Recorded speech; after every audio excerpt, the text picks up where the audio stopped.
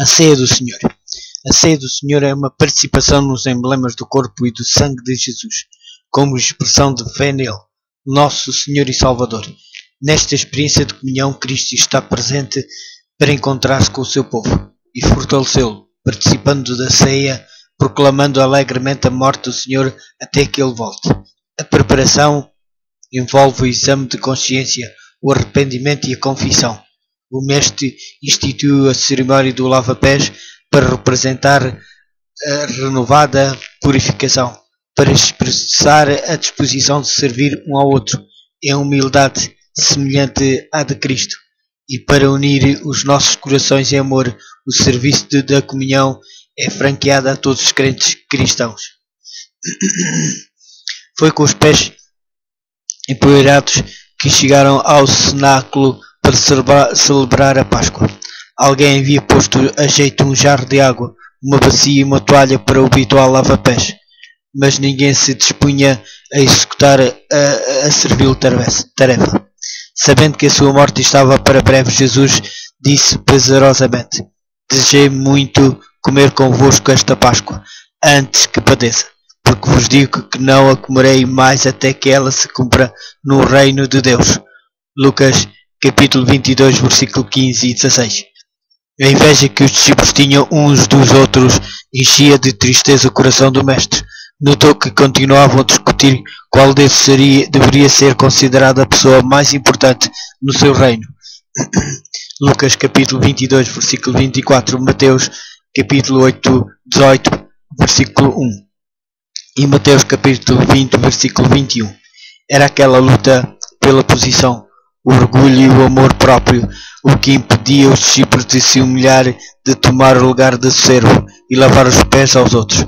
Alguma vez chegariam a compreender que no reino de Deus a verdadeira grandeza se revela na humildade e no serviço dedicado. Durante a ceia, João capítulo 13, versículo 2 e 4, Jesus levantou-se calmamente, pegou na toalha, deitou água na bacia, ajoelhou-se e começou a lavar os pés aos discípulos. O mestre fazia de servo. Compreendendo a muda repreensão, os discípulos sentiram vergonha. Jesus, quando acabou de lhes lavar os pés e voltou para o seu lugar, disse: ora, se eu, Senhor e Mestre, vos lavei os pés, vós deveis também lavar os pés uns aos outros, porque eu vos dei o exemplo, para que como eu vos fiz, façais vós também. Na verdade vos digo que não é o servo maior do que o seu Senhor, nem o seu enviado maior do que aquele que o enviou. Se sabeis estas coisas, bem-aventurados sois se as fizerdes. João capítulo 13, versículo 14 ao 17. Jesus instituiu então, em vez da Páscoa, o serviço que deveria comemorar o seu grande sacrifício, a ceia do Senhor.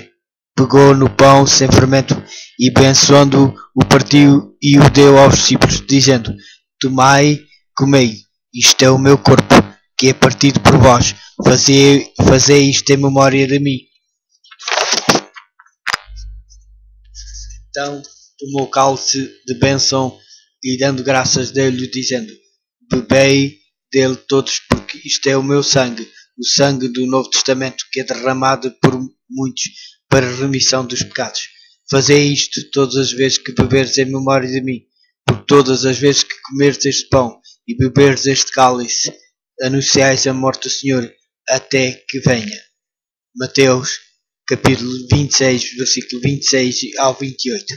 1 de Coríntios capítulo 11, versículo 24 ao 26. E 1 de Coríntios capítulo 10, versículo 16. As ordenanças do lava-pés e da ceia do Senhor formam o serviço da comunhão. Deste modo, institui Cristo ambas as ordenanças para nos ajudar a entrar em comunhão com Ele. A ordenança do lava-pés. O costume exigia que na celebração da Páscoa as famílias judaicas retirassem todo o fermento, o pecado das suas casas, antes do primeiro dia da semana, dos pães asmos. Êxodo capítulo 12, versículo 15 e Êxodo capítulo 12, versículos 19 e 20. Assim os crentes devem confessar e arrepender-se de todo o pecado, incluindo o orgulho, a rivalidade, a inveja, os sentimentos de rancor e o egoísmo. antes de conseguir o estado de espírito próprio para entrar em comunhão com Cristo, neste nível de profundidade. Para este efeito, Cristo instituiu a ordenança do lava-pés. Não só lhes deu o exemplo, mas declarou que deviam fazer a mesma coisa e prometeu-lhes uma bênção. Se sabeis estas coisas, bem-aventurados sois, se as fizerdes. João, capítulo 13, versículo 17. Esta ordenança, procedendo da ceia do Senhor, dá cumprimento à ordem para que todos se examinem, a fim de não participar dessa refeição indignamente. 1 Coríntios, capítulo 11, versículo 27 ao 29. O significado da ordenança. Esta ordenança revela alguma coisa tanto da missão de Cristo como da experiência dos participantes. Um memorial da humilhação de Cristo. A ordenança do lava-pés comemora a humilhação de Cristo na sua encarnação e vida de serviço. Embora tivesse uma posição ao lado do Pai, rodeado de glória celestial, aniquilou-se a si mesmo, tomando a forma de servo, fazendo-se semelhante aos homens. Filipenses, capítulo 2, versículo 7. Foi humilhante para o Filho de Deus dar-se tão generosamente, tão bondosamente, apenas para ser rejeitado pela maioria daqueles que veio salvar. Durante toda a vida de Cristo na terra, Satanás esforçou-se para desacreditá-lo. Ao máximo, em cada momento, poderemos imaginar até que ponto deve ter sido penoso ao inocente ser crucificado como criminoso. Cristo viveu uma vida de serviço altruísta. Não veio para ser servido, mas para servir. Mateus, capítulo 20, versículo 28. Com o gesto de lavar os pés, ele mostrou que faria qualquer serviço, por mais humilhante que fosse, para salvar as pessoas. Assim, impressionou ele a mente dos seus seguidores com uma vida de serviço e humildade. Fazendo desta cerimónia de preparação uma ordenança, Cristo quis levar os crentes a um estado de sensibilidade e amor que os movesse a servir os outros. Esta ordenança anima aqueles que refletem no seu significado a tratar os outros com humildade e simpatia. Seguindo Cristo no lava-pés, professamos o seu espírito, servimos uns aos outros pelo amor. Gálatas, capítulo 5, versículo 13. Ainda que a participação neste serviço seja humilhante, está longe de ser degradante. Quem não se sentiria privilegiado por poder curvar-se diante de Cristo e lavar-lhe os pés que foram pregados na cruz? Jesus disse: quando fizeste a um destes meus pequeninos irmãos, a mim o fizestes. Mateus, capítulo 25, versículo 40. Símbolo de uma purificação mais elevada. O lava-pés era mais do que torná-los higienicamente limpos. Representava uma purificação mais elevada, a purificação do coração.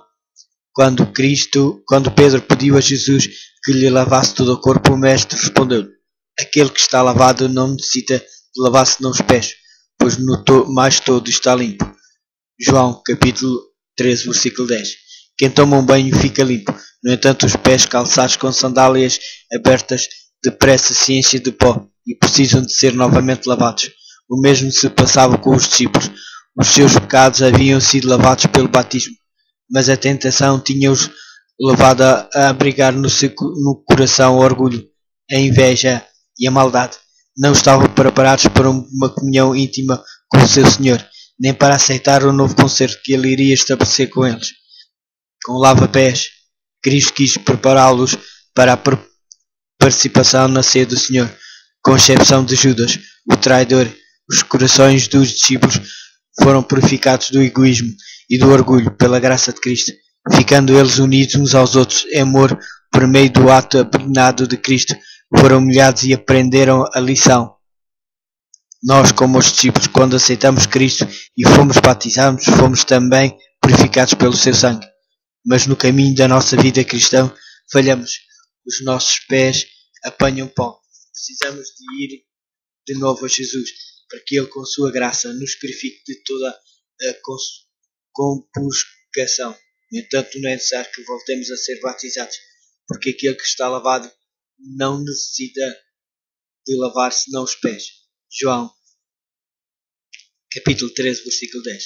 O lava-pés como ordenança lembra-nos a nossa necessidade de uma purificação regular e que somos totalmente dependentes do sangue de Cristo.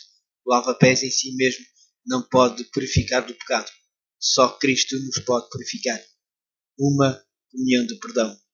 A atitude de perdão mútuo entre os participantes indica que a purificação simbolizada por este serviço se tornou efetiva. Só na medida em que perdoamos é que podemos receber o perdão de Deus. Se perdoardes aos homens as suas ofensas, também o vosso Pai Celestial vos perdoará a vós. Se porém não perdoardes aos homens as suas ofensas, também o vosso Pai Celestial não vos perdoará as vossas ofensas. Mateus capítulo 6, versículo 14 e 15.